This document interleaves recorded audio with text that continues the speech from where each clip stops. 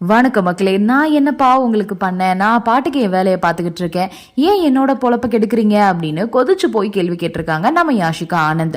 யாரை பார்த்து எதுக்காக அப்படின்றத பத்தி தான் இந்த வீடியோல பார்க்க போறோம். நடிகை யாஷிகா ஆனந்த் கவர்ச்சியா நடிச்சு ரசிகர்களை இப்போ தொடர்ந்து கவர்ந்துட்டு வந்துட்டு இருக்காங்க.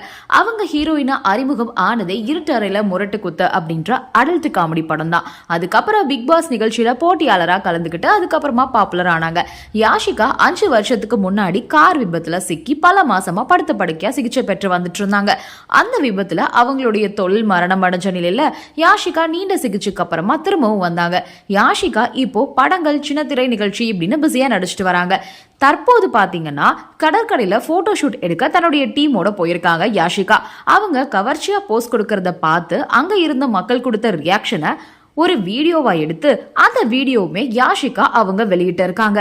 இப்போ பிரச்சனை என்ன அப்படின்னு பார்த்தோம்னா, யாஷிகா ஷேர் பண்ண வீடியோல ஒருத்தர் என்ன கமெண்ட் பண்ணிருக்காரு அப்படின்னா, இந்த மாதிரி பப்ளிக்க டிஸ்டர்ப் பண்ற மாதிரி வீடியோ எடுத்தா சிஎம் சிவியரா ஆக்ஷன் எடுக்கணும் அப்படின்னு போட்டிருக்காருங்க.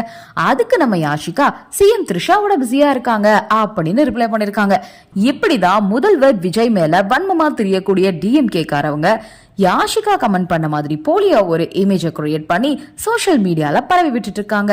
இதை பார்த்த யாஷிகா கோபமாகி, அப்படி ஒரு கமெண்ட் எனக்கு வரவும் இல்ல, இந்த மாதிரி நான் ரிப்ளை பண்ணவும் இல்ல, ஏன் இப்படி ஃபேக்கா ஒரு நியூஸை பரப்புறீங்க, நான் பாட்டுக்கு என்னுடைய வேலையை பார்த்துக்கிட்டு இருக்கேன், அது உங்களுக்கு பொறுக்கலையா அப்படின்ற மாதிரி சரமாரியான கேள்வி கேட்டு திட்டிருக்காங்க.